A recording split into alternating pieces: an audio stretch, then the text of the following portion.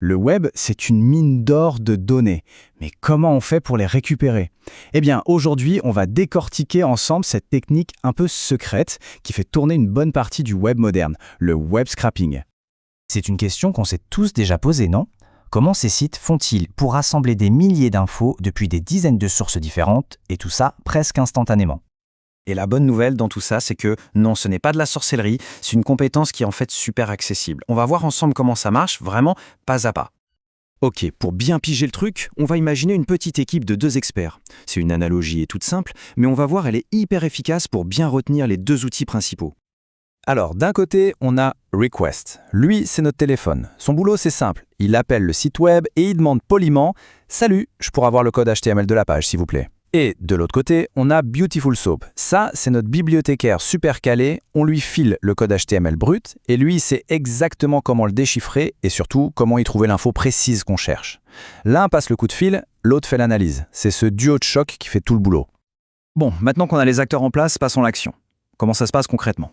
En fait, n'importe quel projet de scraping, que ce soit un truc tout simple ou un projet super complexe, va toujours suivre le même plan de match en 5 étapes. C'est vraiment la feuille de route à suivre. D'abord, on choisit sa cible. Ensuite, on passe notre fameux coup de fil avec requests. Très important, on vérifie que ça a bien répondu de l'autre côté. Puis, on donne le document à notre bibliothécaire, Beautiful Soup. Et à la fin, on lui dit exactement ce qu'on veut qu'il trouve pour nous. C'est un flux à bien avoir en tête. Ok, la théorie c'est une chose, mais rien ne vaut un bon exemple de code, n'est-ce pas? Allez, on regarde comment ces 5 étapes se transforment en quelques lignes de Python. C'est plus simple qu'on ne le pense. Première chose, on définit l'URL qu'on veut scraper. C'est notre adresse. Et juste après, on passe notre coup de fil avec la ligne magique. Request.getURL, c'est tout. Cette fonction demande la page et la réponse du serveur, eh bien on la stocke sagement dans une variable. Étape cruciale et à ne jamais sauter, on vérifie que l'appel a bien marché. Si on reçoit un code de statut 200, c'est parfait. Ça veut dire OK, c'est le feu vert universel du web. Par contre, si on a un 404 page non trouvée ou pire, un 403 accès interdit, là on sait tout de suite qu'il y a un souci et que ça ne sert à rien d'aller plus loin. Donc, si on a notre feu vert, on récupère le contenu de la réponse, c'est le code HTML brut, un peu indigeste, et on le donne à manger à notre bibliothécaire, Beautiful Soup. On lui dit juste « utilise le HTML.parser pour que tu saches comment lire ça ». Et hop, l'objet soupe qu'on obtient, c'est une version super bien organisée de la page, prête à être explorée. Et voilà le moment de la récolte. On peut maintenant demander à notre objet soupe « Allez, trouve-moi toutes les balises span qui ont la classe texte ». Et là, Beautiful Soup se met au travail, il scanne tout le document et il nous retourne une belle liste avec pile poil toutes les citations qu'on cherchait. Bon, on a vu le processus, mais maintenant, la vraie question, le cœur du sujet, c'est comment on lui demande les choses à notre bibliothécaire. Avec Beautiful Soup, il y a en gros 2 grandes manières de faire, 2 philosophies de recherche, si on veut. D'un côté, on a la philosophie .find. C'est l'approche directe. On lui dit « Trouve-moi une balise de ce type qui a telle classe ». C'est nickel pour des trucs simples et bien identifiés. Et de l'autre, on a la philosophie .select. Là, on utilise des sélecteurs CSS, ce qui est beaucoup plus puissant. C'est comme donner un itinéraire précis. Va dans cet article, puis dans ce div, et là, prends-moi le span. C'est idéal quand l'info est bien cachée dans la structure de la page. Alors, pour résumer les commandes à connaître absolument, .find, ça va chercher le premier élément qui correspond. Si on les veut tous, c'est .find all. Pour la recherche de précision avec un chemin CSS, c'est .select.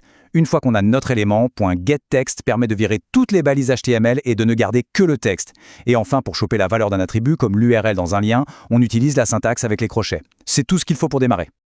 Évidemment, ce serait trop beau si tout marchait toujours parfaitement. Le scrapping, ce n'est pas toujours une partie de plaisir. Le web, ça bouge tout le temps, et il y a quelques pièges classiques qu'il vaut mieux connaître pour ne pas s'arracher les cheveux. En gros, il y a 3 grands types de galères. La première, on se fait bloquer. On reçoit une erreur 403 et c'est la porte au nez. Le site a compris qu'on était un robot. Deuxième galère, on récupère du vide. La page est là, mais l'info qu'on veut n'y est pas. Ça, c'est typiquement du contenu qui est chargé en JavaScript après coup. Et enfin, le grand classique, le scrapper arrête de fonctionner du jour au lendemain, simplement parce que le site a été mis à jour. Mais pas de panique, pour chaque problème, il y a une solution. Et pour le premier problème, le blocage, il y a une astuce super importante à connaître. Par défaut, notre script dit au site « Salut, je suis un script Python ». Forcément, beaucoup de sites n'aiment pas ça et bloquent direct. La solution, c'est de lui donner un déguisement. On ajoute un user agent dans notre requête pour se faire passer pour un vrai navigateur, genre Chrome ou Firefox. Et rien que ça résout énormément de problèmes de blocage. Bon, assez parlé, on met les mains dans le cambouis? Voici la petite checklist mentale à suivre pour attaquer n'importe quel nouveau projet de scrapping. La toute première chose à faire, avant même d'écrire du code, c'est d'ouvrir l'inspecteur du navigateur. Touche F12 et c'est parti. Là, on joue au détective. On cherche la piste la plus simple. Est-ce qu'il y a un ID unique sur l'élément qu'on veut? Si oui, c'est le jackpot. Sinon, est-ce qu'il y a une classe qui a l'air unique? Super. Et si vraiment c'est le bazar, on remonte d'un cran. On cherche un container parent qui lui ne bouge pas et on s'en sert de point d'ancrage. Pour vraiment maîtriser tout ça, il n'y a pas de secret, il faut pratiquer. Et pour ça, voilà une petite montée en puissance.